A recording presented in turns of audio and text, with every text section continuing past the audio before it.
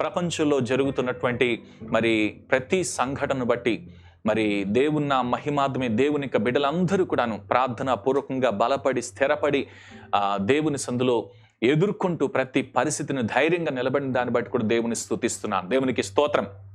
ఈ దినాన దేవుడు మనతో ఒక ప్రత్యేకమైన అంశం గురించి మాట్లాడాలని చెప్పి కోరుతున్నాడు. అది ఏమిటంటే దుఃఖము, ఏడ్పు, వేదన మనందరి జీవితాల్లో సర్వసాధారణంగా మనము అందరూ అనుభవిస్తూ ఉంటాం. దుఃఖము, ఏడ్పు, వేదనకరమైన, బాధకరమైన, శోధనకరమైన స్థితి. ఎందుకంటే ప్రస్తుత దినములో ప్రపంచమంతటా కూడా ఏం జరుగుతుంది అని అంటే గనక దుఃఖకరమైన, వేదనకరమైన, బాధకరమైనటువంటి స్థితులే ప్రపంచమంతటా సంభవిస్తూ ఉన్నాయి.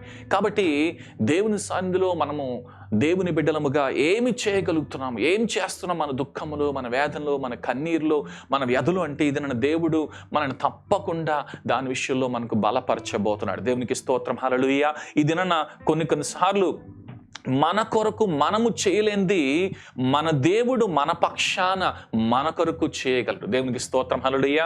God can do for you what you cannot do for yourself beloved. కాబట్టి ఈ దినాన మనము ఏమీ చేయలేని దుస్థితిలో ఉండిపోయామేమో.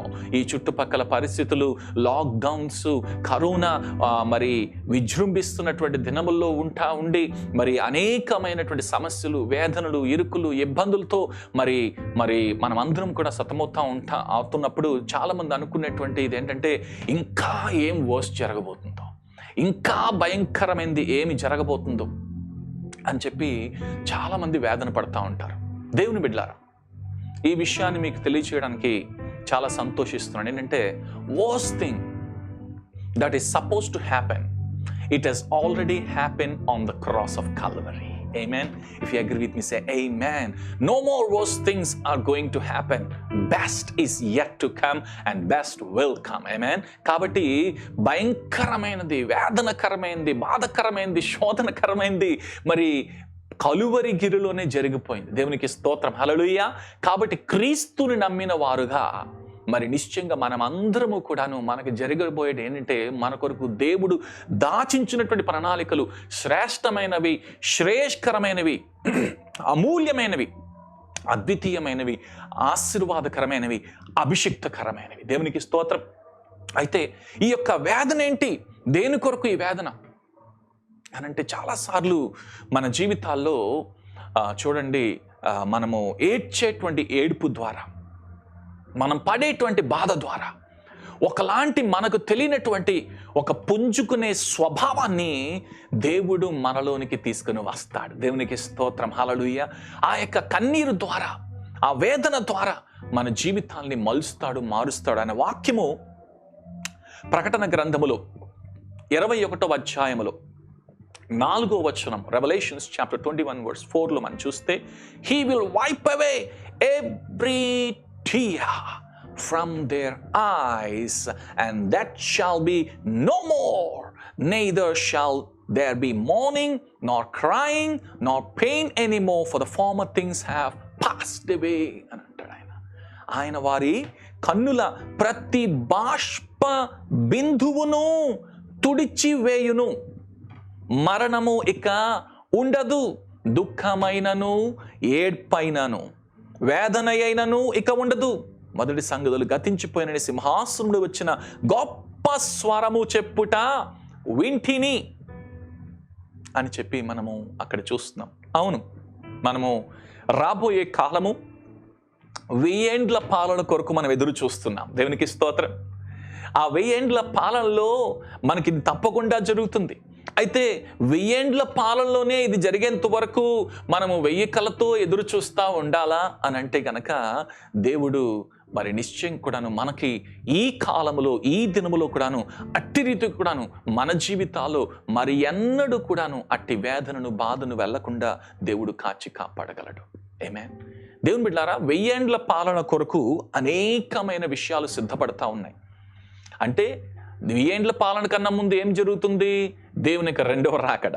దేవుని యొక్క రెండవ రాకడ కన్నా ముందు ఏం జరుగుతుంది? మనము ఎత్తబడాలి. ఎత్తబడ్డము కొరకు అన్నిటినీ సిద్ధపడుతున్నారు. ఈరోజు జయన్ కాల్లో మనం ఉన్నాం. దేవునికి స్తోత్రం.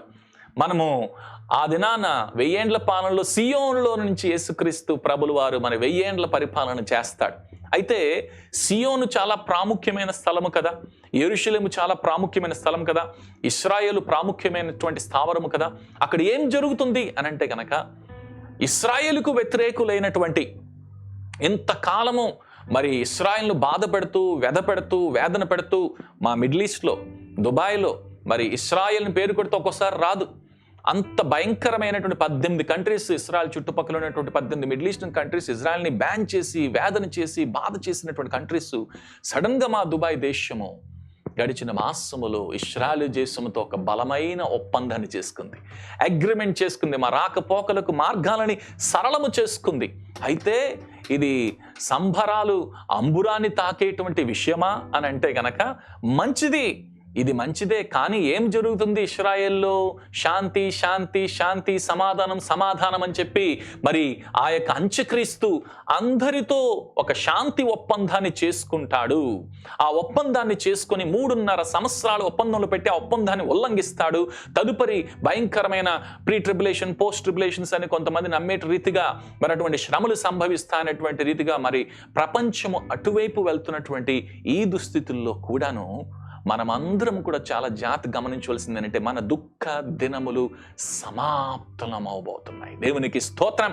కాబట్టి ఈ దినన దేవుని నామ మహిమార్థమే దేవుని సన్నిధిలో ఈ దినన దేవుడు మనకున్నటువంటి దుఃఖమును వేదనను మరి తీసివేయబోతున్నట్టుగా దేవుని సందులో మనం అందరము సంతుష్టి భరితులుగా దేవుని సందులో ఉండాలని చెప్పి, దేవుని కార్యాల కొరకు ఎదురు చూడాలని చెప్పి దేవుని సందులో కోరుకుంటా ఉండాలి. అంతేకాదు, సర్వసాధారణంగా విశ్వాసులముగా మనమందరము కూడాను మనకేదైనా జరగవలసిన కార్యము జరగకపోతే, ఒకవేళ ఆలస్యం అవుతా ఉంటే, వేదన అయితే బాధ అయితే అయిపోయిందిలే ఇంకా అని చెప్పి అనుకోవడము ఒక ఎత్తు. It's easy to believe it's over, but it takes a courage to believe God can raise you from the dry bones. ఆమేన్.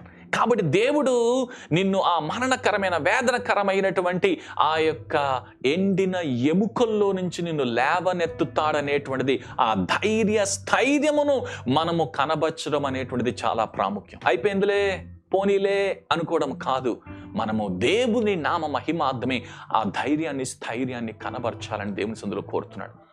3.5 దినములు యేసుక్రీస్తు ప్రభులు వారు చాలా భయంకరమైనటువంటి సఫరింగ్ గుండా వెళ్ళాడు కదండి. మనకందరికీ తెలుసు, గెత్సెమనే తోటలో నుంచి ఆ యొక్క సఫరింగ్లోకి వెళ్ళాడు. ఎన్ని దినాలు? 3 దినాలు ఆయన భూగర్భములో ఉన్న 3.5 దినాలు ఆ యొక్క సఫరింగ్ జరిగింది.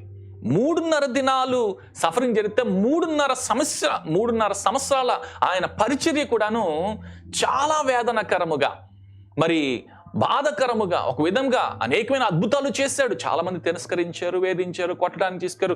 చాలా సాహసకరముగా ఆ యొక్క పరిచర్యను మరి దేవుడు జరిగించాడు. 3.5 ఏంటండి? 3.5 ఎందుకు వాడాడు దేవుడు?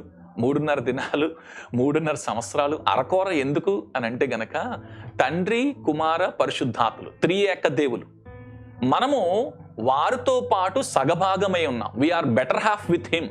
ఆమేన్ కదా.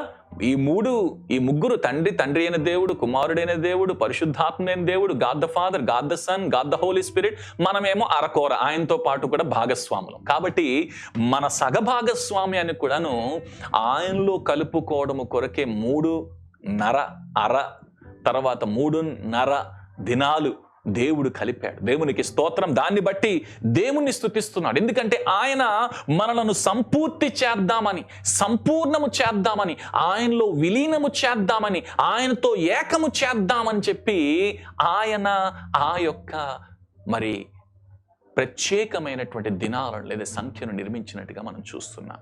దీని బిడ్డ యేసుక్రీస్తు ప్రభులు వారు కన్నీళ్లు విడిచెను అనేటువంటి పదము పరిశుద్ధ గ్రంథములో అతి స్వల్పమైనటు ఆ యొక్క చిన్న వచనముగా మనం చూస్తా ఉన్నాం. ఆ విడిచినది, ఆ కన్నీళ్లు దేని కొరకు? మరి నిశ్చయంగా కూడా ఆయనకి తెలుసు, ఆయన మరి అనేకమైనటువంటి ఆ యొక్క అద్భుతాలను చేశాడు, ఆ ఆశ్చర్యకారాలు చేయగలడు. కానీ ఆ యొక్క వేదనకరమైన కన్నీరును వినడానికి కలిగిన కారణము, నలుగురితో పాటు నతానియేలు, కులంతో పాటు కొర్నియేలని కలుసుకుని వెళ్ళిపోతా ఉంటాం కదా, ఏడ్చువారితో ఏరుడి అని దేవుని యొక్క వాక్యం సెలవిస్తుంది.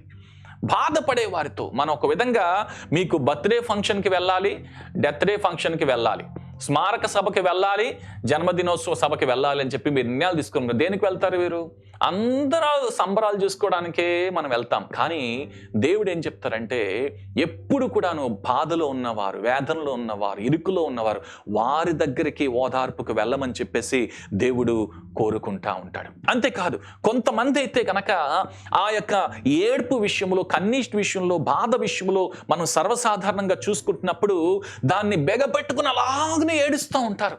అది మంచిదా అని అంటే కనుక, సాధారణంగా గుండె పగిలిన వారిని బాగు చేసే దేవుడని మన దేవుడికి పేరు. సరే, ఆ పగిలిపోయినటువంటి విషయము ఏదైనా, ఒక వ్యక్తి మిమ్మల్ని గాయపరిస్తే, ఒక సన్నివేశము, ఒక మాట, ఒక పరిస్థితి, ఒక మీకు రావలసింది, జరగవలసింది, కలగవలసింది సకాలంలో జరగకపోతే ఏమైపోతుంది? గుండె పగిలిపోయినట్టుగా మనము చాలా దాని గురించి ఆలోచించుకుంటూ కుళ్ళిపోతా ఉంటాం కదండి. మనం పగిలిన గ్లాస్ని గనక మన చేతుల్లో పట్టుకొని అలాగనే ఉంటే ఏమవుతుంది? పగిలిన గ్లాస్ని అలా పట్టుకొని పీకి పాకం చేస్తూ ఉంటే ఏమవుతుంది? మీ చేతులు రక్తసిక్తం అయిపోతాయి. కాబట్టి విడిచిపెట్టాలి, దాన్ని విసిరేయాలి, throw it out, leave it. కాబట్టి ఈ దినాన దేవుడు కొన్ని వ్యధను తీసుకొచ్చేటువంటి, బాధను తీసుకొచ్చేటువంటి సంఘటనలను అన్నిటి నుంచి కూడా మనం బయటికి రావాలి అని చెప్పి దేవుడు కోరుకుంటా ఉన్నాడు. ఎందుకంటే పాతవి గతించెను, సమస్తమును క్రొత్తవాయెను. దేవునికి స్తోత్రం. కాబట్టి పాత రోత స్థితి నుంచి నేర్చుకోవాలి తప్ప దాన్ని తలంచుకొని ఏడ్చుకోవడము కాదు. దేవునికి స్తోత్రం. దేవుని నా మహిమార్థమే మన గురి ముందుకు, మన భవిష్యత్తు గురించి దేవుడు ఇర్మియా గ్రంథములో 29వ అధ్యాయంలో 11వ వచనంలో వాగ్దానం చేసిన రీతిగా మన కొరకు ఆయన కలిగినటువంటి ప్రణాళికలు శ్రేష్టకరమైనవి, అద్భుతకరమైనవి, ఆశ్చర్యకరమైనవి. God loves you just the way you are. But God will never leave you just the way you are. Amen. దేవుడు మిమ్మల్ని ఉన్న పాటుగా, ఉన్న రీతిగా, ఉన్న స్థలములోనే దేవుడు ప్రేమిస్తాడు. He will never leave the way that you are. ఒక్కసారి దేవుడు మనల్ని పట్టుకుంటే, దేవుడు మనల్ని కలుసుకుంటే, ఆ ఉన్న స్థితి నుంచి ఉన్నత స్థితికి దేవుడు తీసుకుని వెళ్తాడు. దేవునికి స్తోత్రం. యేసుక్రీస్తు ప్రభుల వారి యొక్క రక్షణలో రాక మునుపు 20 సంవత్సరాల క్రితము మరి మా యొక్క కుటుంబంలో నేను ఏడుపు అంటే ఆడవాళ్ళు మాత్రమే ఏడుస్తారు, మగవాళ్ళు ఏడవకూడదు అనేటువంటి ఆ సిద్ధాంతంలో ఉండిపోయి ఏడుపు చాలా సంవత్సరాలు రాలేదు. మా ఇంట్లో 89 మంది ఉండేవారు. ఉమ్మడి కుటుంబం, రాజస్థాన్ కుటుంబీకులు అలా కలిసి ఉండేవారు. సంవత్సరానికి ఒకళ్ళందరూ కూడా తాను చనిపోతూ ఉండేవారు. ఒకరికి ఎవరు ముత్తాతలు, తాతలు వాళ్ళందరూ చనిపోతూ ఉంటే ఎవరు చనిపోయినా ఏడ్చేవాడిని కాదు. చాలా నిష్టగా, కన్నీరు కార్చకుండా చాలా జాగ్రత్తగా బిగపట్టుకున్నాను. కానీ ఏమైంది అని అంటే, మరి యేసుక్రీస్తు ప్రభులు వారి సభను ఆపేద్దాము అని చెప్పి వెళ్ళి ఆయన్ని కానాను, ఆయన్ని చూశాను. చూసిన వెంటనే ఆయన చేతులు పట్టి లేవనెత్తిన వెంటనే కన్నీరు మున్నీరైపోయాను. నా జీవితంలో ఎన్నడూ ఎప్పుడు ఏడవని రీతిగా అసలు ఎన్ని రోజులు ఏడ్చానో నాకే తెలియదు. కన్నీరు ఆగటమే లేదు. ఎందుకు అలాగూ జరిగిందా అని చెప్పి అనేకమైన సార్లు నేను ప్రభువు సన్నిధిలో ఆ కన్నీరే ఎందుకు కార్చగలిగానంటే కనుక, ఒక విధముగా మనము మొండితనములో ఉన్నప్పుడు మనలో ఉన్నటువంటి ఆ యొక్క మరి క్షమించలేనటువంటి గుణము, పాపము, వీటన్నిటినీ కూడాను విరగ్గొట్టి, బద్దలగొట్టి మనమందరము కూడాను ఆ యొక్క కన్నీటి గాథ ద్వారా మనము ఒక ప్రత్యేకమైన స్థితిలోనికి రావాలని చెప్పి దేవుడు కోరుకుంటున్నాడు. అసలు ఈ లోకములోనికి వచ్చేటప్పుడు డాక్టర్లు కానీ, మన తల్లిదండ్రులు కానీ పుట్టిన వెంటనే మనం ఏమనుకుంటారు? నవ్వాలి అనుకుంటారా? ఎవరినైనా కూడాను నవ్వుతూ ఉండాలనుకుంటారు, ఏడవాలనుకుంటారు. దేవుని స్తోత్రం. ఏడవకపోతే వీపి మీద చాపి 4 కొట్టి ఏడిపిస్తారు. ఏడవకుండా మాత్రం ఎవ్వరు ఈ లోకంలో మాత్రం దినాన్ని ప్రారంభించలేరు. ఏడురా బాబు అని చెప్పి మొదలెడతారు. దేవునికి స్తోత్రం. ఏడిస్తే అప్పుడు మనకి ఈ లోకంలో జీవితం ప్రారంభమవుతుంది. కాబట్టి we come into this world with crying. అంతేకాదు, మనము ఆ యొక్క ఎదిగే కొద్దీ ఇవ్వకపోతే దొరకకపోతే అనేకమైన ఏడుపులు, చిన్నప్పుడు ఆ టీనేజ్లోని అనేకమైనటువంటి ఆ యొక్క ఏడుపులతో వేదనలతో మనం ప్రారంభమవుతుంది. కొంతమంది వివాహంకు ముందు ఏడుపు, వివాహంలో ఏడుపు, వివాహం అయిన తర్వాత ఏడుపు, ఆ తర్వాత అనేకమైనటువంటి సమస్యల కొరకు, వేదనల కొరకు, బాధల కొరకు, మనకు కావాల్సిన దాని కొరకు ఏడుపులతో ఈ యొక్క మరి దినమంతా, మన జీవితం అంతా గడిచిపోతా ఉంది. సర్వసాధారణంగా ఇందాకలా మరి సహోదరి కూడా మాట్లాడుతుంటున్నప్పుడు మరి ఆ ఏడ్పును విషయంలో ఒక ప్రత్యేకమైన మాట పరిశుద్ధ గ్రంథములోని కీర్తన గ్రంథములో కీర్తనకారుడు 56వ కీర్తనలో 8వ వచనం అంటాడు కదా, నా సంచారములు నీవు లెక్కించి ఉన్నావు, నా కన్నీళ్లు నీ బుడ్డిలో నుంచబడినవి, అవి నీ కవిల్లో కనబడును కదా. You have kept count of my tossings, put my tears in your bottle, are they not in your book అని చెప్పి రాయబడుతుంది కదా. అంటే మన కన్నీళ్లను దేవుడు కవిలలో ఆయన ప్రత్యేకమైనటువంటి బుడ్డిలో దాచుకున్నాడని చెప్పేసి మనము చూస్తూ ఉన్నాము. ఈ దినన్న పరలోకం వెళ్తే గనక పరలోకంలో అత్యధికంగా ఎవరికి ఆ బుక్లో రికార్డు లేదంటే ఆ బుడ్డిలో నీళ్లు ఉంటాయి అని అంటే గనక మగవాళ్ళకు ఉంటాయా? లేదు కదా. ఎవరు ఎక్కువగా ఏడుస్తూ ఉంటారు? సాధారణంగా ఆడవారు ఏడుస్తూ ఉంటారు. ఆడవారికి అక్కడ సముద్రాలు ఉంటాయేమో. దేవునికి స్తోత్రం. బుడ్డిలో పట్టుకోలేక దేవుడు మీకు సముద్రం ఇచ్చేస్తాడేమో, నది ఇచ్చేస్తాడేమో, గోదావరి లాగా, కృష్ణలాగా, లేకపోతే ఇంకో నదిలాగా, నది ఇచ్చేస్తాడేమో. మగవాళ్ళకి మాత్రం చిన్న బుడ్డి ఇస్తాడేమో. దేవునికి స్తోత్రం కదా. కాబట్టి ఏది ఏమైనప్పటికీ కూడా మన ప్రతి కన్నీటిని కూడాను ఆయన లెక్కలోకి తీసుకున్నాడు. Your tears are also prayers reaching in the presence of God and answering all your prayers. మీ కన్నీళ్లు కూడా, మీ కంటిలోంచి వచ్చేటువంటి ప్రతి బాష్ప బిందువు కూడా ప్రార్థనే. అది ఆయన సన్నిధికి చేరి ఆ ప్రార్థన సమాధానాన్ని మీకు అనుగ్రహిస్తుంది. చాలాసార్లు మన ప్రార్థనకి పదాలు లేవు. మన అన్య భాషలు దేవుడిచ్చాడు, దేవునికి స్తోత్రం. అది ఇవ్వకపోయి ఉంటే కనుక అసలే మనకు ఉండేది కాదు మన ప్రార్థనలకి సమాధానం. ఆమేన్ కదా. అసలు మన ప్రార్థనలకి పదాలు లేవు. కొన్ని బాధలు మీరు పడుతుంటున్నప్పుడు ఆ బాధని ఒక పదజాలములో మీరు దాన్ని వర్ణించాలి అని అంటే గనక అది వర్ణనాతీతమేమో.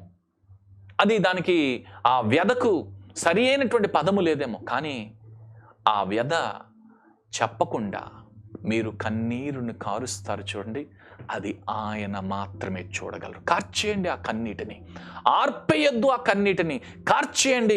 ఎందుకంటే చాలాసార్లు ప్రొఫెషనల్గా, డిప్లొమాటిక్గా, స్టైల్గా ఉందామని చెప్పేసి చాలా మంది ఆ కన్నీటిని ఆపేసుకుంటా ఉంటారు. లేదు, కార్చండి. నిశ్చయంగా కూడా నా కన్నీరు కూడా ప్రార్థనే. దేవుని సన్నిధిలో మీరు ఉంటున్నప్పుడు దేవుని నామ మహిమార్థమే దేవునితో అది అసలు ఆయన సన్నిధిలో నిలబడిన వెంటనే కూడా మీకు కన్నీరు వచ్చేస్తుందేమో. ఎందుకంటే కనుక ఆయన మిమ్మల్ని క్లెన్స్ చేస్తున్నాడు, మిమ్మల్ని రిడీమ్ చేస్తున్నాడేమో. ఎందుకంటే మీలో ఉన్నటువంటి గట్టిదనాన్ని, మొండితనాన్ని, ఆ యొక్క భయంకరమైనటువంటి వేదనకరమైన తరాన్ని దేవుడు తీసివేసేస్తున్నాడేమో. మనకి 3 రకాల కన్నీళ్ళు ఉంటాయండి. మన కన్ను ఎంత శ్రేష్టమైనది అంటే కనుక దేవుడు మనకిచ్చినటువంటి కన్నులో మొట్టమొదటి కన్నీరేంటి? బేసల్ టీయర్స్ అంటారు. అది సర్వసాధారణంగా మనకు వచ్చేటువంటిది ఆ యొక్క కన్నీరు. అది మీ యొక్క కన్నీటిని, ఆ కంటిని ఏం చేస్తుందంటే అది మాయిస్ట్ చేస్తుంది, అది మాయిశ్చరైజ్ చేస్తుంది. మీకు చలికాలంలో మీరు అందరూ మాయిశ్చరైజర్ రాసుకుంటారు కదా. మీ కళ్ళకు కూడా మాయిశ్చరైజర్ ఎప్పుడైనా రాసారా? కళ్ళ లోపల మాయిశ్చరైజర్ పెట్టి బాగా పూసారా మీరు ఎప్పుడైనా? పూయలేదు కదా. అలా చేయొద్దు బాబోయ్. ఎందుకంటే దేవుడు మన స్వాభావికంగా మన కళ్ళలోనికి మాయిశ్చరైజ్ చేయడం కోసము ఆ యొక్క కళ్ళలో ఆ యొక్క మాయిస్ట్ అయ్యేటువంటి నీటిని ఇచ్చాడు. 2వ రకాలైనటువంటి కన్నీళ్ళు మనకందరికీ తెలుసు. ఉల్లిపాయలు కోసేటప్పుడు ధారాళముగా ఏడుస్తూ ఉంటారు.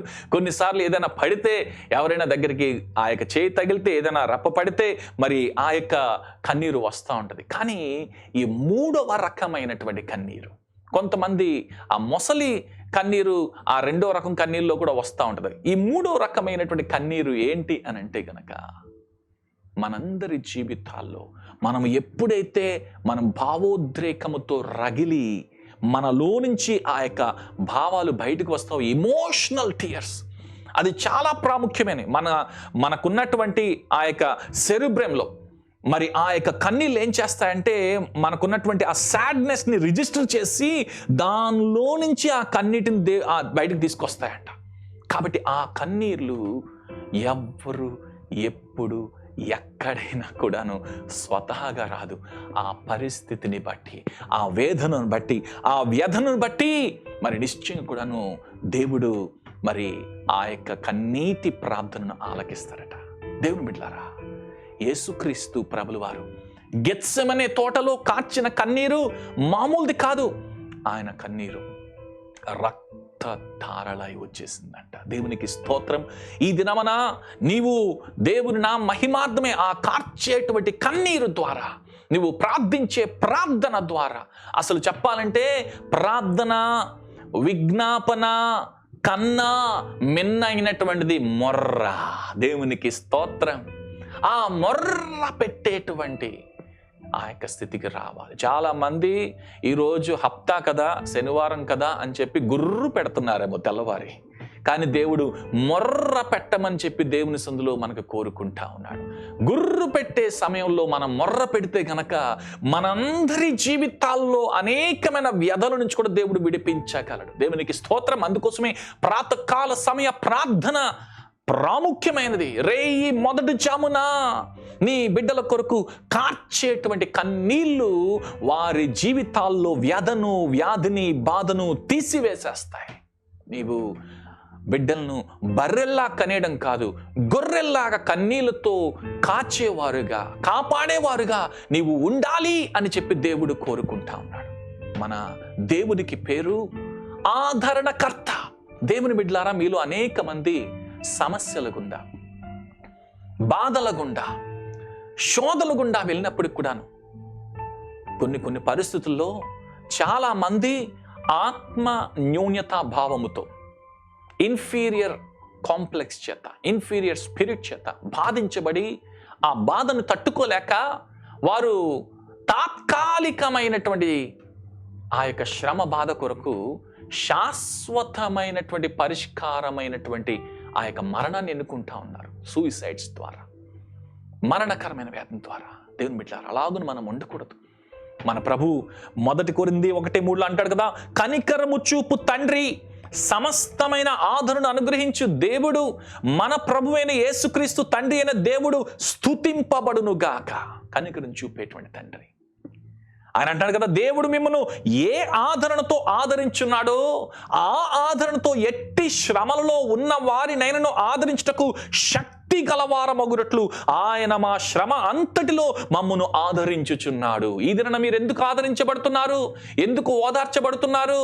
ఎందుకు మీ జీవితాల్లో మరి దేవుడు మిమ్మల్ని అందరినీ కూడాను ఆ పరిస్థితుల్లో నుంచి, ఆ వ్యాధుల నుంచి బయటికి తీసుకొచ్చేస్తున్నాడు తెలుసా? దేవుడు మీతో పాటు, మీలో ఉండి మాత్రమే ఆదరణకర్తగా ఆ సమాధానాన్ని ఇస్తున్నాడు. మీరు ఆదరించబడితే ఆదరణ ఇవ్వాలి, మీరు అభిషేకించబడితే అభిషేకం విడుదల చేయాలి, మీరు ఆశీర్వదించబడితే ఆశీర్వాదాన్ని విడుదల చేయాలి. మీలో విత్తుకోకుండా ఏది మీరు కోసుకోలేరు. మీరు దీవించబడితేనే మీరు దీవించగలరు, మీరు ఆదరించబడితేనే మీరు ఆదరించగలరు. కాబట్టి దేవుడు మీకు ఇస్తున్నాడంటే ఇవ్వడము కొరకే. ఇచ్చువాడు ఎప్పుడు పైనే ఉంటాడు, పుచ్చుకునేవాడు ఎప్పుడు పుచ్చిపోయేలాగా కిందకి వెళ్ళిపోతా ఉంటాడు. కాబట్టి పుచ్చుకొనుట కంటే ఇచ్చుట మేలు అని దేవునికి వాక్యం సెలవిస్తుంది. కాబట్టి మీకు ఇవ్వడము దేవుడు ఇవన్నీ ఎందుకంటే అనేక మందికి అందించాలి, చెందించాలని. క్రీస్తు యొక్క శ్రమలు మాయందెలాగు విస్తరించుచున్నవో అలాగనే క్రీస్తు ద్వారా ఆదరణ మాకు విస్తరించుచున్నది. ఆదరణ కూడా విస్తరిస్తుందంట. మేము శ్రమ పొందినను మీ ఆదరణ కొరకును రక్షణ కొరకును పొందుదుము.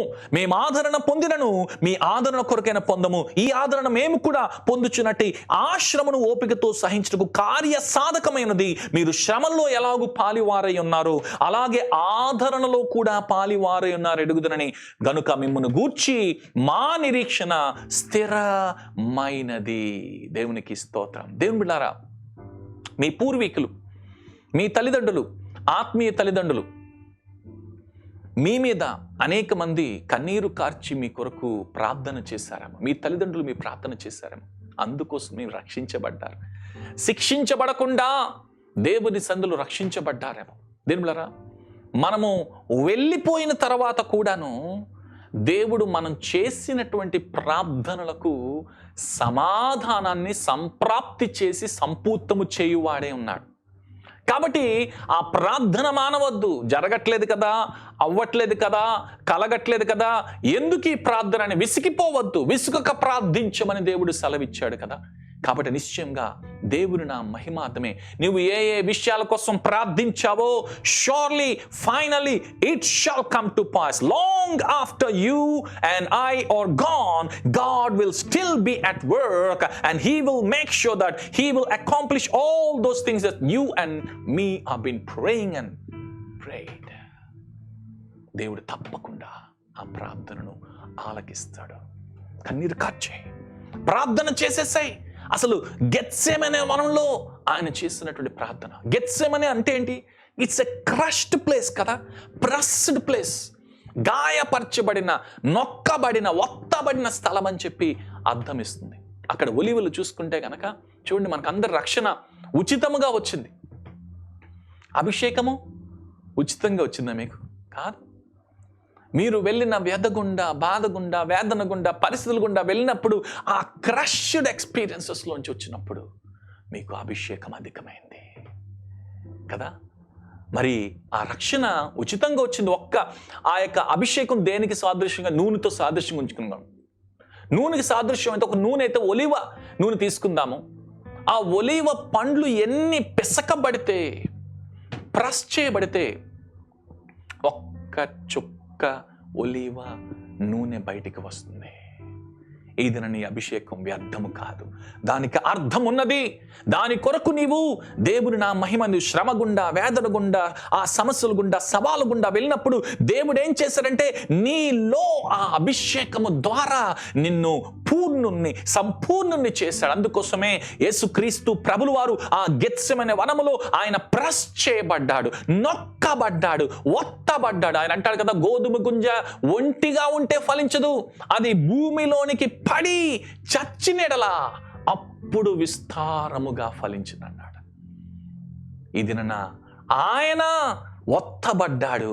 ఆయన ఆ యొక్క విత్తనములాగన ఆ గెత్సెమనములో విత్తినటువంటి దాని వల్ల మరి అనేకమైనటువంటి ఆశీర్వాద దీవులను మనందరికీ తేగలిగాడు. కాబట్టి ఇది నీవు అటువంటి గెత్సెమనే ప్రార్థనలో ఉన్నావేమో.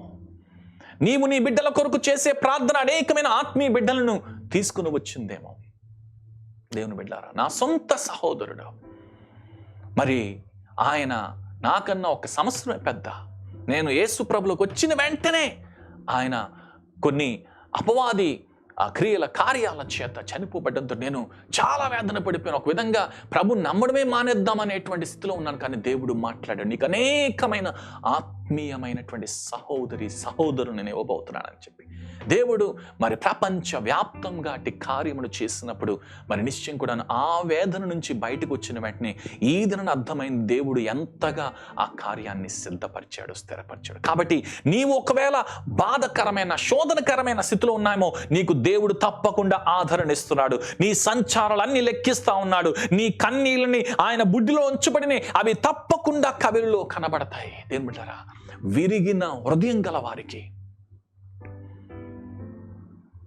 యెహోవా ఆసనుడట. మనస్సును, ఆ యొక్క నలిగిన మనస్సును కలిగిన వారిని ఆయన రక్షిస్తాడంట. ఇది విరిగి నలిగిన మనస్యానికి ఇష్టమైనటువంటి బలి. 34 కీర్తనలో 18 వచనం మనం చూస్తాం కదా. The Lord is near to the broken hearted and saves the crushed in spirit. తప్పకుండా రక్షిస్తాడు. ఇది ఏ సమస్య నీవు బాధపడుతున్నావు? దేని గురించి వ్యధ చెందుతున్నావు? ఎంతకాలం అని చెప్పి నువ్వు ఎదురు చూస్తున్నావు? తప్పకుండా నీకు విడుదల రాబోతుంది, సమాధానము రాబోతుంది, సామరస్యమైన పరిష్కారము రాబోతుంది. ఎందుకంటే గనక ఇప్పటి కాలపు శ్రమలు, ఏ శ్రమ గుండా నువ్వు వెళ్తున్నావో రోమాపత్రిక 8:18 అంటుంది కదా, మన ఎడల ప్రత్యక్షం కాబోవు మహిమ ఎదుట ఇప్పటి కాలపు శ్రమలు ఎన్న తగనివి కావని ఎంచుచున్నాను. దేవునికి స్తోత్రం. నీకు మహిమ ప్రత్యక్షము కాబోతుంది. నీ వ్యాధిలో, నీ బాధలో, నీ కుటుంబంలో, నీ బిడ్డల విషయంలో, నీకున్నటువంటి ఎదురు చూస్తున్నటువంటి శ్రమ విషయంలో, వేదన విషయంలో దేవుడు బలమైనటువంటి మహిమను విడుదల చేయబోతున్నాడు. నమ్మిన వారు ఆమేన్ చెప్తూ దేవుని సందులో దేవుని నా మహిమాత్మే ఆ ప్రత్యక్షము కాబోయేటువంటి మహిమ ఎట్లా మనం ఎదురు చూద్దాము. దేవుని యొక్క అద్భుత కార్యాలను, ఆశ్చర్య కార్యాలను మనము చవి చూస్తాము. దేవునికి స్తోత్రం. దేవుని బిడ్డలారా, నీవు విడిచిపెట్టబడవు, వేచారబడవు. నీవు దేవుని సంధిలో నీవు ఎప్పుడైతే గట్టిగా పట్టుకుంటావో ఆ పరిస్థితి తప్పకుండా మారబోతుంది, ఆ ప్రభావాలు తప్పకుండా మారబోతాయి. మోషే గారు జీవితకాలం అంతా కూడాను అలాగునే ఆ నదిలోని వ్యాధులను ఉండిపోయాడా? కాదు. ఇదన యోసేపు గారు కూడాను ఆ గోతులోనే పడి ఉండిపోయాడా? లేదు. దేవుడు ఆయనను లేవనెత్తాడు. దేవుని బిడ్డలారా, షద్రకు, మేషకు, అబేద్నెగోలు ఆ జీవితకాలం అంతా కూడా అగ్నిగుండంలో ఉండిపోయారా? లేదు. ఆ శ్రమలో, ఆ వేదనలో, ఆ వ్యధలో దేవుడు వారికి తోడుగా ఉన్నాడు. ఇది దేవుడు నన్ను విడిపించట్లేదు, దేవుడు ఆ శ్రమలోనే ఎంతకాలం ఉంచుతున్నాడు అని అంటున్నామేమో. ఒకటి తెలుసుకో, it's not you, it's Christ in you who is the hope of glory. నీవు కాదు, నీలో ఉన్నవాడు నిన్ను బలపరుస్తున్నాడు గనక. ఆ షడ్రకు, మేషకు, అబేద్నెగోల యొక్క ఫైరీ ఫర్నేస్ ఇప్పుడు దాకా ఇరాక్ దేశంలో బాగ్దాద్కి 60 మైళ్ళ దూరములో ఉన్నది. నేను ఎప్పుడు వెళ్ళినా కూడా అక్కడ సందర్శిస్తూ ఉండేవాడిని. వాళ్ళని అసలు ఇదేనా అది అని చెప్పి ఆ యొక్క అరబీల్ని, అక్కడ ఉన్న వాళ్ళని అందరినీ ప్రశ్నించేవాడిని.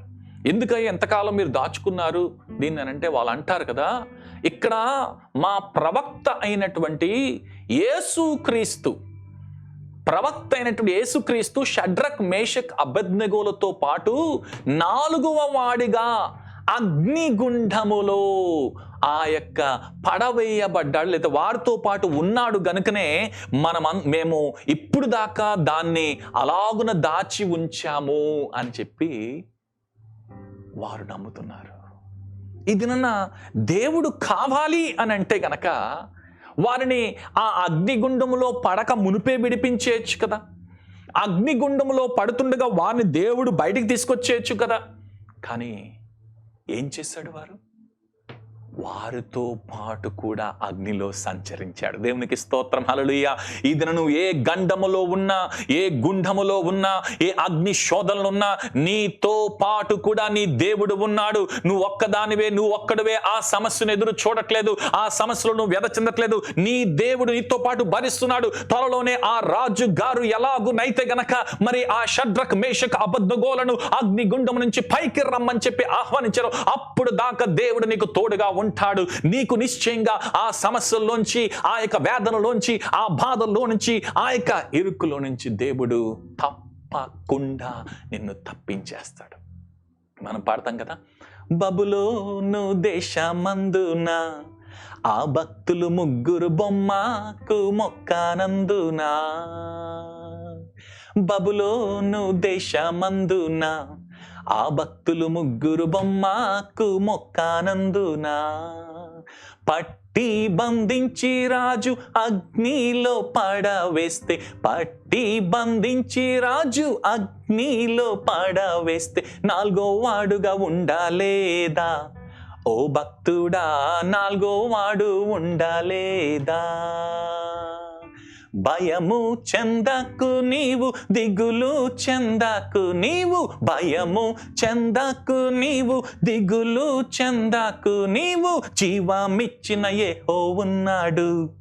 ఓ భక్తుడా, ప్రాణం పెట్టిన యేసయ్య ఉన్నాడు. కాబట్టి జీవమిచ్చిన యేసయ్య, ప్రాణం పెట్టిన యేసయ్య నీ కొరకు, నీ పక్షాన, నీతో పాటు ఉంటాడు, ఉండబోతాడు. నీవు సమస్యల్లో, వేదనలో, వ్యధల్లో, బాధల్లో, ఇరుకుల్లో, ఇబ్బందుల్లో ఈ దిన నువ్వు బయట పడగలిగావు అని అంటే కనుక దేవుడు నీకు తోడుగా ఉండి తోడుకొని తోలుకొని తీసుకుని వచ్చాడు అన్ని వారందరూ, నమ్మిన వారందరూ ఆమేన్ చెప్తా. అవును ప్రభా, ఇక మీదట కూడా నువ్వు నన్ను తీసుకురాబోతున్నావు అని చెప్పి విశ్వాసముతో నమ్ముదాం. దేవునికి స్తోత్రం. ఎస్తేరు బానిసలాగానే ఉండిపోయిందా? ఆ కష్టంలోని క్లిష్ట పరిస్థితులు ఉండిపోయిందా? దేవుడు బయటికి తీసుకొచ్చేశాడు. హన్న అలాగనే మరి గొడ్రాల్లాగానే ఉండిపోయిందా? దేవుడు తన యొక్క గర్భాన్ని తెరిచాడు. అబ్రహాము గారు కూడా అలాగనే జీవితకాలం అంతా పిల్లలు లేకుండా ఉండిపోయాడా? ఆయన బయటికి వచ్చాడు. నిశ్చయంగా నీ జీవితంలో కూడాను నీకున్నటువంటి ఆత్మీయ గొడ్రాలితనము నుంచి, భౌతికమైన గొడ్రాలితనం నుంచి, ఈ యొక్క ఆర్థికమైన గొడ్రాలితనం నుంచి దేవుడు తప్పకుండా నీకు బయటకు తీసుకురాబోతున్నాడు. దేవుని యొక్క అద్భుత కార్యాలను మనం చవి చూడబోతున్నాము. దేవుని బిడ్డలారా, ఇది నన్ను దేనికోసం వ్యధ, దేనికోసం బాధ, అన్నిటికన్నా ముఖ్యముగా యేసుక్రీస్తు ప్రభుల వారు ఆయన శ్రమ పడుతున్నప్పుడు, బాధపడుతున్నప్పుడు సువార్తలోని 23వ అధ్యాయములో 27, 28 వచనములు గొప్ప జన సమూహము ఆయన గూర్చి రొమ్ము కొట్టుకొనుచు దుఃఖించు చాలా మంది స్త్రీలంట ఆయన వెంబడి వస్తుంటే ఆయన ఒక మాట అన్నారంట. యేసు వారి వైపు తిరిగి ఈ మాట అంటున్నాడు కదా, యెరూషలేము కుమార్తెలారా. ఇది నా సియోను కుమార్తెలతో దేవుడు మాట్లాడుతున్నాడు. సియోను కుమారులతో దేవుడు మాట్లాడుతున్నాడు. యెరూషలేము కుమార్తెలారా, నా నిమిత్తము ఏడవకుడి, మీ నిమిత్తమును, మీ పిల్లల నిమిత్తమును ఏడువుడి అని చెప్పాడు. దేవునికి స్తోత్రం. ఎంత జాలి ప్రభువా అని చెప్పి ఆయన చేసిన సిలువ దాన బలియాగం నుంచి మనం ఏడుస్తున్నాము. కానీ ఈ దిన మన నిమిత్తం, మన పిల్లల నిమిత్తం ఏడవాలి, వారి కొరకు అంగలాటు ప్రార్థనను చేయాలని చెప్పి దేవుడు కోరుకుంటా ఉన్నాడు. ఇది నా దేవుని సందులో దేవుని నా మహిమార్థమే ఆయన నిశ్చయంగా కూడాను అట్టి ప్రార్థన చేసిన వారిని దేవుడు లేవనెత్తుతాడు అని చెప్పి మరి దేవునికి వాక్యం సెలవిస్తుంది. ఆయన అంటాడు కదా, మహాగణుడు, మహోన్నతుడైనటువంటి పరిశుద్ధుడు, నిత్య నివాస్యుడైనటువంటి యాగు సెలవిచ్చున్నాడు. నేను మహోన్నతమైన పరిశుద్ధ స్థలంలో నివసించువాడను. ఆయనను వినయం గల వారి ప్రాణమును ఉజ్జీవింపజేయుటకును, నలిగిన వారి ప్రాణమును ఉజ్జీవింపజేయుటకును, వినయం గల వారి వద్దను, దేనమలసి వారి వద్దను నేను నివసించుచున్నాను అని చెప్పి యెషయా గ్రంథంలో 57వ అధ్యాయంలో 15 వచనంలో అందరికీ మనకు వాగ్దానం చేశాడు. నీతో పాటు నివసిస్తున్నాడు. ఈ దినన నీవు ఆయనతో పాటు ఉండకపోతే, ఆయన నీతో పాటు ఉండకపోతే గనక ఆ శ్రమ నుంచి, వేదన నుంచి నువ్వు బయటకు వచ్చేదాను కాదేమో, వాడవేం కాదేమో, నీవు జీవితాన్ని త్యజించేసేదానివేమో. ఇది నా ఏ పండైతే కాస్తుందో, ఏ చెట్టు అయితే కాస్తుందో దానికి ఎక్కువ రాయలు. నీవు అభిషేకించబడితే you may run into opposition. ఎందుకు ఇన్ని నిందలు వస్తున్నాయి, అవమానాలు వస్తున్నాయనంటే గనక నిశ్చయంగా ఆ యొక్క చేప ఎదురీదుతా ఆ యొక్క వెళ్తా ఉంటుందట. ఇప్పుడు పులస చేపల సమయం కదా, గోదావరిలో పులస చేపలు బాగా వస్తుంటాయి, వేలకు వేల రేట్లు కదా. ఎందుకు ఆ టేస్ట్ వస్తుంది? సముద్రంలోంచి ఆ యొక్క గోదావరిలోనికి ఈదుకుంటా వస్తూ ఉంటుందంట, ఎదురీదుకుంటా వస్తుందంట. ఆ యొక్క ఆ ప్రవాహంతో పాటు కొట్టుకెళ్ళిపోయే చేప అయితే గనక చచ్చిన చేపే. ప్రవాహానికి వ్యతిరేకముగా పోరాడుకుంటా, ఈదుకుంటా వస్తున్న చేపే బతికే చేప. దానికే వెల ఎక్కువ, రేట్ ఎక్కువ, వేల పెట్టి కొంటాం మనం కదా. ఇదినా నీవు బ్రతికిన చేపవేది. ఎదురు నిలువు, కృంగిపోవద్దు, తొలగిపోవద్దు, విసికి వేసారిపోవద్దు, నువ్వు విడిచిపెట్టేయద్దు, నువ్వు ఎదురీడాలి. ఎందుకంటే నీవు కాదు, నీలో ఉన్నవాడు నీకు ఆ బలాన్ని, స్థైర్యాన్ని, ధైర్యాన్ని ఇస్తాడు. ఎవడైనను క్రైస్తవుడైనందునందున బాధను అనుభవించిన అతడు సిగ్గుపడక ఆ పేరును బట్టి దేవుణ్ణి మహింపరచాలని దేవుడు కోరుకుంటున్నాడు. జనులు మిమ్మల్ని నిందించి, హింసించి మీ మీద అబద్ధముగా, నిజంగా కాదు అబద్ధముగా చెడ్డ మాటలల్లా పలుకున్నప్పుడు మీరు ధన్యులు, పరలోకంలో పైసలు ఎక్కువ అయిపోయినాయి, మీరు ఎగిరి గంతేండి అన్నాడు కదా. ఎందుకు ఇన్ని బాధలు? దైవ సేవకులకే, దేవుని అభిషిక్తులకే, దేవుని బిడ్డలకే, దేవుని పని చేసేవారికే, దేవుని నమ్మకంగా ఉన్న వారికే. ఎప్పుడు దేవునికి వ్యతిరేకంగా ఉన్నప్పుడు, లోకపరంగా ఉన్నప్పుడు అన్ని బాగానే ఉండేవి. మన ఇష్టారాజ్యం, అందరూ ఆహా ఓహో అనేవారు. ఇప్పుడేమో దేవుళ్ళు సరిగా ఉంటే, నీతిమంతులుగా ఉంటే, పరిశుద్ధంగా ఉంటే, పవిత్రంగా ఉంటే, ప్రశస్తంగా దేవుని కొరకు కార్యాలు చేస్తే అనరాని మాటలు, తివాట్లు, భయంకరమైన వ్యాధులు సేవ చేస్తున్నారు. అందరికీ తెలుసు కదా, మీ అందరికి కూడాను ఆ యొక్క బాధలు, వ్యాధులు అన్నీ కూడాను. కాబట్టి ఇవన్నీ కూడాను దేవుడు మనందరినీ కూడాను మనం అనుభవిస్తున్న కూడాను ఆ పేరును బట్టి దేవుణ్ణి మహిమపరచాలి. ఎందుకంటే ఈ శ్రమలన్నిట్లో కూడా ఏమవుతుంది తెలుసా? మహిమ. దేవుడు ఆ యొక్క మహిమను దేవుడు లేపుకుంటాడు అని అంటున్నాడు కదా. ఇప్పుడు ఆకలి కొనుచున్న మీరు ధన్యులు, మీరు తృప్తిపరచబడతారు. ఇప్పుడు ఏడ్చున్న మీరు ధన్యులు, మీరు నవ్వుతారు అని చెప్పి అంటున్నాడు. కాబట్టి నిశ్చయంగా దేవుని నా మహిమాదము ఏ వ్యధలో ఉన్నా ఏదైనా దేవుడు దానికోసం మాట్లాడాడు. ఈ ప్రారంభములో మనము ఆ యొక్క మాటలు సెలవిస్తున్నప్పుడు కన్నీటి గురించి దేవుడు మాట్లాడాడు. It's a confirmation that we are in one spirit, that God wants to speak to us. ఇది నన్ను ఎంతకాలం ఇది అని చెప్పి మీరు అనుకుంటున్నారు. 30 కీర్తనలు అంటున్నాడు కదా, ఆయన కోపము నిమిషం మాత్రముండును, ఆయన దయ ఆయుష్కాలమంతయు నిలుచును. సాయంకాలము ఏడ్పు వచ్చి రాత్రి ఉండినను ఉదయము సంతోషము కలుగును. మేము రాత్రిలో ఉన్నాము, మీరు పగల్లో ఉన్నారు. కాబట్టి ఈరోజు మీకు రాత్రంతా ఏడ్చిందంతా కూడాను, వ్యధించిందంతా కూడాను తెల్లవారిపోదునుగాక, విడుదలైపోదునుగాక, వెలుగొచ్చేద్దునుగాక. For his anger is but for a moment and his favour is for lifetime. Weeping may tarry for the night, but joy comes with the morning. I am telling you today, as in this morning time there, you will receive the joy. You will receive that good report. You will receive that favor. You will receive what you've been anticipating. Whatever you're expecting in your life, Lord shall grant it to you as you are awaiting in the presence of the Lord with a contrite spirit. దేవుని సన్నిధిలో విరిగి నలిగిన హృదయముతో నీవు ఆయన సన్నిధిలో ఎదురు చూస్తున్నావు కనుక దేవుడు దీనులంట ఉన్నత స్థలం మీద ఉంచుతాడంట. దుఃఖపడు వారిని క్షేమానికి లేవనెత్తాడంట. ఎవరు చెప్పారు తెలుసా? ఒక విధంగా పరిశుద్ధ గ్రంథంలో ప్రప్రదమైనటువంటి గ్రంథంగా, లిఖింపబడిన గ్రంథంగా పరిగణించబడుతున్నటువంటి గ్రంథమైనటువంటి యోబు గ్రంథంలో 5వ అధ్యాయంలో 11వ వచనంలో యోబు భక్తుడి మాట అన్నాడు. ఏమంటున్నాడు? ఆయన వ్యధలో ఉన్నాడు. మనకందరికీ శ్రమలు అనగానే ఎవరు గుర్తొస్తారు? యోబు గారు. ఆయన ఏమంటాడంటే, దీనులను ఉన్నత స్థలములో దుఃఖపడు వారిని క్షేమానికి లేవనెత్తాడట. ఎందుకు?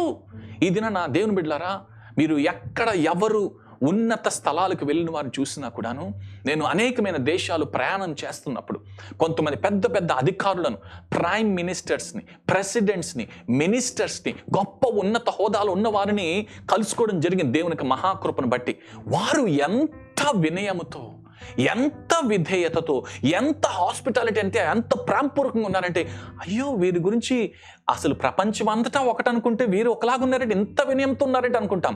ఎందుకంటే వినయము గల వారిని దేవుడు ఉన్నత స్థలాల మీద లేవనెత్తాం. మనకేమో పావలా వస్తే ముప్పావల ఫోజు కదా మనకి. కాబట్టి నిశ్చయంగా దేవుని సందులు కూడా దేవుడు అనగా తను తగ్గించుకున్న వాడే హెచ్చించబడతాడు. ఇదేనా నీవు దేవుని సందులో ఏ స్థితిలో ఉన్నా కూడాను నీవు దేవుని సందులో తగ్గించుకో. దేవుడు గొప్ప కార్యాలు, అద్భుత కార్యాలు, ఆశ్చర్య కార్యాలు, మహత్కార్యాలు చేస్తాడు. దేవుడారా, మళ్ళీ ముగిస్తున్నాను ఈ మాటతోటి. నాతో పాటు ఈ మాటను మీరు గుర్తుంచుకోండి. రోమా 8:18 అంటాం కదా, మన ఎడల ప్రత్యక్షం కాబోవు మహిమ ఎదుట ఇప్పటి కాలపు శ్రమలు ఎన్న తగినవి కావనించున్నాము. ఎందుకు మహిమ ప్రత్యక్షం కావాలి అని అంటే కనుక ఇది దేనికోసం ఏడుస్తున్నావు తెలుసా? దేనికోసం వ్యధ చెందుతున్నాం తెలుసా? దేనికోసం బాధపడుతున్నాం తెలుసా? ఏది లేదో, ఏది కావాలో, ఏది రావాలో దానికోసం బాధపడుతున్నాం, దానికోసం ఎదురు చూస్తున్నాం, దానికోసం వ్యధ చెందుతున్నాం, ఏది జరగట్లేదని. ఇవన్నీ జరగాలి, కలగాలి, రావాలంటే ఎలాగొస్తుంది తెలుసా? ఈ విషయం చాలా జాగ్రత్తగా గమనించాలని ముగించిపోతున్నాను. దేవుడు మనల్ని చూసేటప్పుడు పై రూపాన్ని చూడడం. మనం దేన్ని చూస్తారంటే, దేవుడు చూసేటప్పుడు, దేవుని యొక్క ధవల సింహాసనం చూసేటప్పుడు మీ మీదకి ప్రతి ఒక్కరికి ఒక మహిమ నిష్పత్తి ఉంటుంది. Everybody will have a percentage of glory because God has given that glory in John chapter 17. Jesus interceded from 20th verse to 23rd verse and he has granted that glory to us. యేసుక్రీస్తు ప్రభువు వారు పోరాడి ఒక విధంగా ప్రార్థన పూర్వకంగా ఆ మహిమను, ఆయన మహిమను మనకి ఇచ్చేశాడు కనుక ప్రతి ఒక్కరిలో ఒక మహిమ ఉంది. ఆ మహిమతోనే మనం ప్రభుని మహిమపరచాలి. అయితే మన దేవుడు మనమందరం కూడా మహిమ నుండి అధిక మహిమకి ఎదగాలి, పొదగాలని దేవుడు కోరుకుంటున్నాడు. దేవుడు మీ ప్రార్థన ఆలకించేటప్పుడు ఏం చేస్తాడంటే మీ మహిమ పర్సంటేజ్ని చూస్తాడు.